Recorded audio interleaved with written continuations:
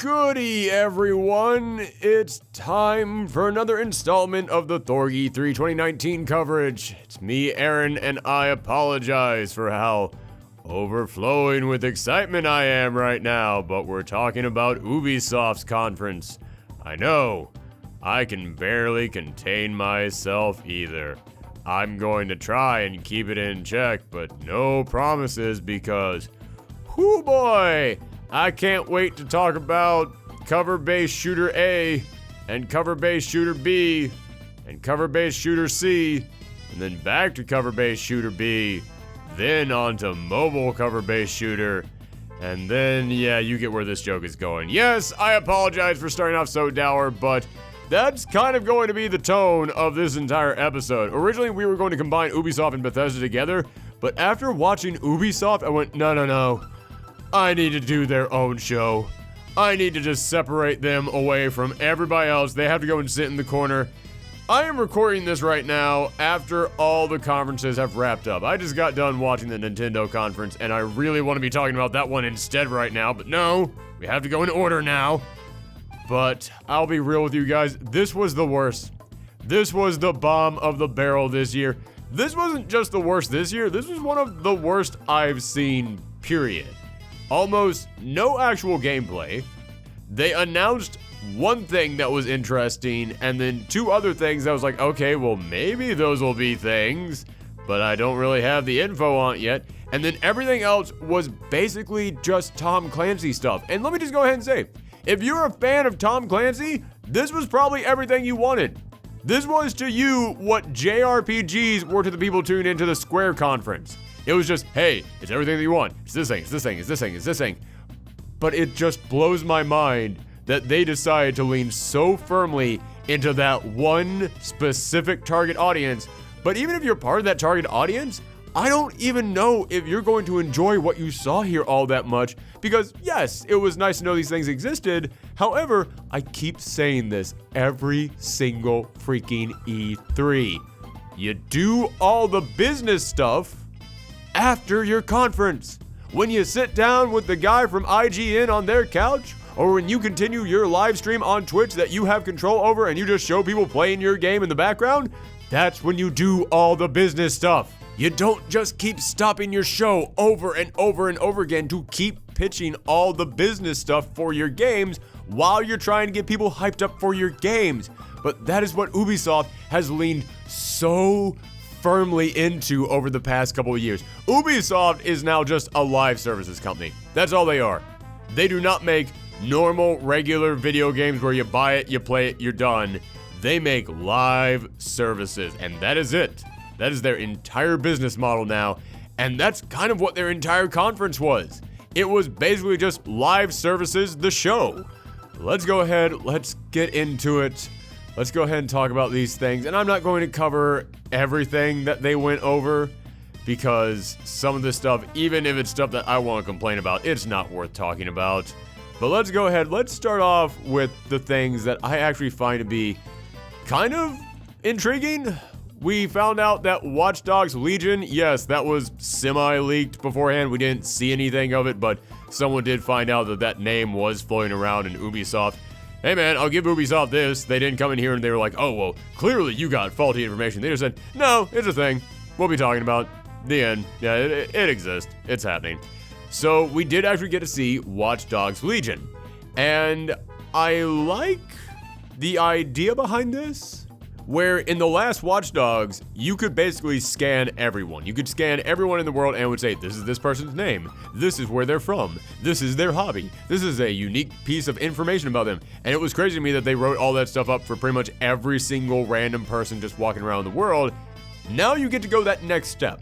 Now you get to go that next step and you actually get to recruit all these people and you get to make them members of DedSec. Yeah, that's a really cool idea. However, it hit me as I was watching this, oh, there's a lot of jobs that these characters have, and they're all kind of sharing them. And there's a lot of masks that pertain to those jobs, and I'm seeing a lot of the characters you're recruiting repeat those masks, and that's when it hit me, yeah, you can recruit anyone in the world, but what that basically means is, hey, we got 10 different voice actors to repeat the exact same bits of dialogue for each of these 4 different jobs that you can recruit. Don't get me wrong, I'm not saying, oh, I feel like I'm cheated and like they lied to me that every single character isn't going to have their own rich backstory and storyline. No. That is way too much work. I'm not asking anyone to do that. I just feel like, they kind of hype this up a little bit more than what it actually is. It's basically, you get to play through this with certain roles, and those certain roles can have different character names and different voice actors behind each of them. However, yeah, man, that's about as close as you can get to what they were actually promising us in there. So it is a cool idea. And I also like how that implies it's going to play into the story, because in the demo that we saw, the pre-alpha demo, which means that all this can be changed later on, but in what we saw as far as the gameplay goes, you're playing a character, you try and recruit this guy, then there's a moment in which they say, give up or resist. And I'm wondering, okay, if you surrender, is that character gone forever? They're just locked up in jail and that's it? Or do they get locked up in jail and then you can break them out and free them later? I'm intrigued to see how that can work out. But then that character decides to resist and they get shot and they die. So then a new character has to go in there and try and recruit the character that he was trying to recruit. And at the end of this, he says, hey, what happened to that guy who was trying to help me? And they said, yeah, he didn't make it. So what I'm wondering is, if that guy did make it, if he was able to get to you in time, would you have to then go on to the next part of that story where they had to get the old lady to come in there and break into Scotland Yard, and then they had to get that other person to go in there and find you in some underground area? Would that have continued? Like, would the main character you were playing as there in the beginning have gotten to a point in which they said, dang it, I can't follow him anymore. We gotta hand this over to the next person. Then you hand it over to Helen again, and then it goes over to the next person. Or would it just have been that one character you were playing in the beginning doing all 3 parts of that mission? Or would they have stopped it and recruited you before it got to those other 2 parts of the story? So there's a lot of questions about how this unique gameplay element can actually play out as far as the missions go, and I'm excited to see how that works out. Because, hey man, even though the first Watch Dogs wasn't all that great, I really liked the second Watch Dogs, and this looks like it's going to have a lot of the humor and the personality of that second Watch Dogs. At least I hope it will, because a lot of what gave the second Watch Dogs that personality was the characters. And of course, if you can play as anyone in the world, you're not going to get that deep with these characters. You're not going to establish that many connections and that many bonds with these characters. So I'm wondering, is there a set number of pre-existing characters that you're going to deal with in the world? Because you definitely have someone on the other end of that line. You've got some kind of a computer AI program you're talking to, but then there is another person there that you're talking to, and I think that person is going to turn out to be real. So do you have like 4 or 5 other people on the other end of that line, and they're your friends, and they're helping you out, and you're going to get to develop connections with them, and you're going to find out their backstories? Because, yeah, man, I like this idea of the permadeath, I like the idea of you recruiting everyone, but if that comes at the sacrifice of actually gaining stories and connections with other characters, then I don't know how I feel about it, but I do think you can have your cake and eat it too on this one. So I want to see more about this, but I am intrigued by Watch Dogs Legion. Next up, Roller Champions. It's not a cover-based shooter, I'll say that. It was different from the other stuff that we got in here, and it looks like it can be fun. I like the idea of team-based online games. As I've mentioned several times, I'm a big fan of Overwatch, so, if you can bring some life and personality and fun to a team-based game, and this team-based game looks like it certainly will have all that stuff, then, hey man, I think that can be really cool. But, as I have mentioned before, Ubisoft is now the live services company. They are not the people who want to make a fun game. They want to make a fun game that you will play for the rest of your life and continuously give them money to play that game forever. And as soon as I looked at this thing, I just went, there's gonna be so many skins you can buy, new arenas you can buy, different types of balls that you can buy, different people in your ring who you go to, like a coach you can probably buy. Yeah, I see so many ways to just put microtransactions in this. And listen, I'm not coming in here and saying there should never be microtransactions in anything. I know how the sausage is made. I know that it requires extra money sometimes. Sometimes, not as much as the game industry tells us it requires, but a little extra money from microtransactions can help a lot here and there. But, is this thing going to be one of those things where you open it up and there's 2 characters you can play as? but there's like 20 other characters that you could possibly have to pay for, and there's only one team and one uniform you can wear, but there's a whole bunch of other colors and uniforms that you can wear if you pay for them, and you can get different rollerblades if you pay for them, and you can get different balls if you pay for them. I don't want to open this thing up and just see a giant board full of things to buy. And that's 100% the feeling I'm getting from this. It looks like a fun game, but if I'm going to be asked to pay for something every 5 minutes that I'm playing this, I don't care how fun it is. That's gonna get annoying and I'm not gonna want to do it anymore. Next, Adventure Time is going to be in Brawlhalla. I've played Brawlhalla before, it's fun, but I never play it for long because speaking of games where you get a limited amount of things, and you can keep getting more things if you keep paying for them, and every single page in the game is, hey, if you spend this money now and you get these certain currencies, then you can get this thing right now. Yeah, Brawlhalla is really bad about that, and even though I think the combat's kind of fun and I like the character designs, yeah man, that gets old so fast. I never play it for that long, but hey man, Adventure Time's in there. I'm glad to see Adventure Time in something. And the last thing that I'm really interested in is the new Breath of the Wild expansion, Gods and Monsters. I'm kidding, I'm not saying this is going to be a Breath of the Wild ripoff because we have no idea what this is going to be. We know nothing about this game, only that they're working on a Greek mythology game, which, hey man, I like Greek mythology. I think the designs on that monster we saw look pretty darn cool, so okay, I'm down with that. But the sword that she is carrying is totally a sword right out of Breath of the Wild. Like, yeah, I couldn't not pay attention to that, but this looks like it has a fun design.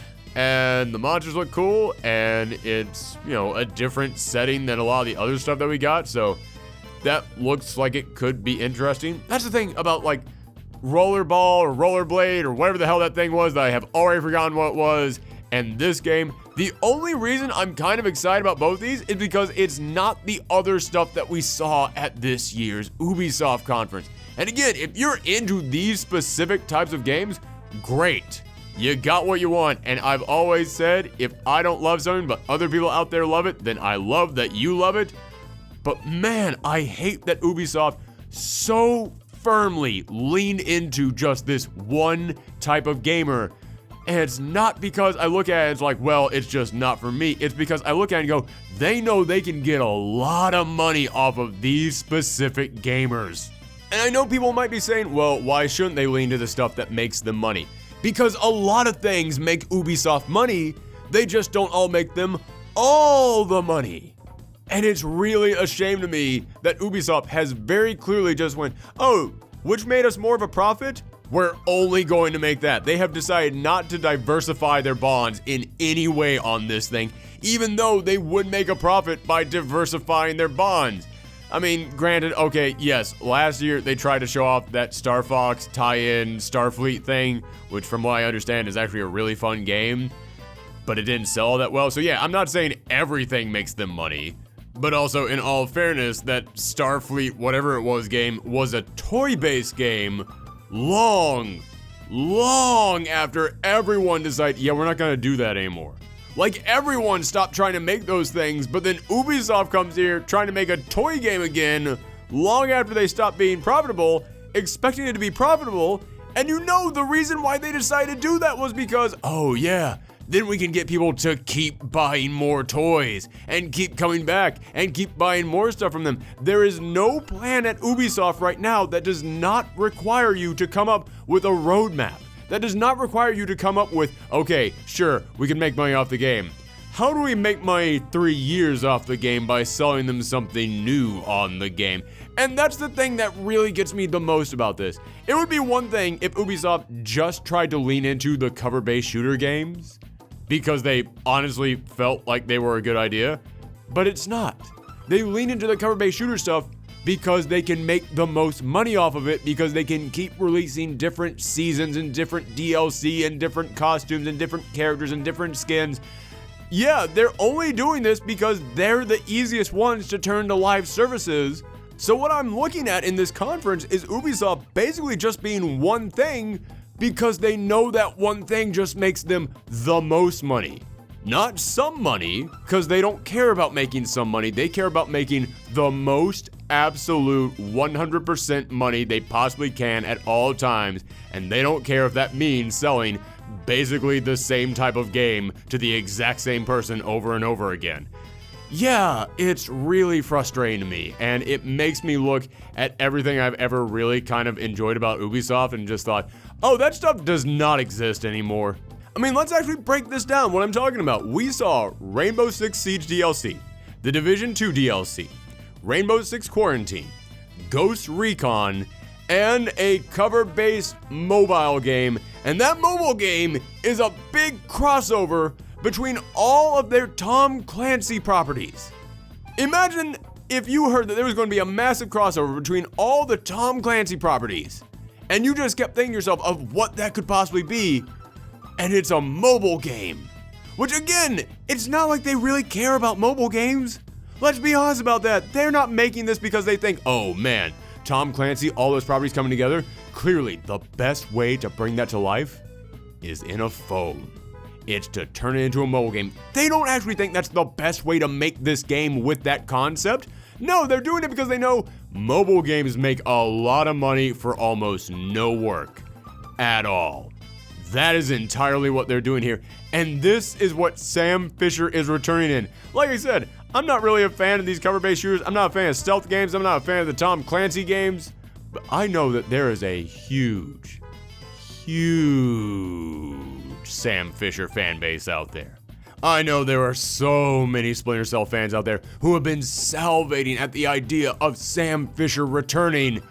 And someone at Ubisoft on Twitter was teasing in the lead up to E3 Sam Fisher's return. They were talking about on Twitter, and they had to come in here and go, oops, I wasn't actually supposed to tell you that Sam Fisher might be returning, everyone, just to get everybody even more hyped up for it. Just to make everyone think, oh, that means it could actually be real. Oh, this could be happening. We could finally get another Splinter Cell. And we got Sam Fisher returning in a phone game. I am not a Splinter Cell fan, but I can only imagine how pissed all the Splinter Cell fans have to be at that announcement. Because let's be real. Again, let's talk about Ubisoft's plan here. Ubisoft doesn't want to make another Splinter Cell. You know why? Because they can't turn it into a giant, massive open world game that could come with tons of microtransactions in it.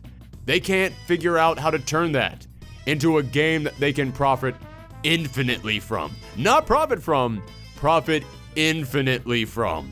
They have not figured out a way to turn Splinter Cell into a live service, and that is why they don't want to make any more Splinter Cells, and this phone game is the best they got. And yeah, man, this ticks me off. If I had to give this a grade, as I mentioned before, we are not grading these by letters or numbers, we're grading these by pieces of food.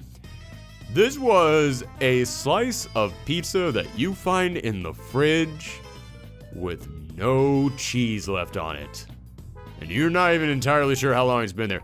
If you really love pizza, man, you got what you want. But this is not anything fresh. This is not anything new. And it's missing a lot of the stuff that you want because that cheese is DLC. You gotta pay them more for cheese. That's stuff that you didn't think you would probably have to pay for. Yeah, if you want that, or at least something kind of close to it, you're gonna have to pay for that. And even if you get it, it's gonna take you a while. And are you still going to enjoy that pizza that you found in that fridge long after you finally get that cheese and you've paid for that extra cheese? I don't know. But that's it. Those are my thoughts on Ubisoft. Oh, also, Mac from Always Sunny is making a show about game developers, which sounds like it's a fun idea for a show. I mean, hell, if you know anything about Todd Howard or Randy Pitchford, yeah, those guys are ripe for satire. So, yeah, there's a lot of stuff that you can make fun of in that show, but it's on Apple Plus TV? Yeah, that's 3 words that I don't care anything about. I'm not going to subscribe to a new subscription-based television service just so I can watch one show that seems good on it. Subscription services, stop doing that. Stop giving us one show once every single week and expecting us to pay an entire subscription service for that. We're not doing it. Stop it. People, go to your windows. Scream out there, I'm as mad as hell, and I'm not gonna take this anymore. That's a reference for all the really old people in the crowd. Okay, so that was Ubisoft. And we've got a lot of other conferences to talk about, everyone. I'm going to do a little analysis of that Avengers trailer. We're going to talk about Nintendo. I'm going to do a little wrap-up video on E3. Ooh, man, we got stuff planned. I got all the anger out of me, so I don't have any of that left. So thank you guys very much for tuning in. And if you like this, then you can go and watch some of the reruns of our streams of these conferences over at twitch.tv/ProfessorThorgy. And you can follow me on Twitter at Thorgy's Arcade or on my personal account at Professor Thorgy. Thanks for tuning in, everyone. Come back next time. Bye.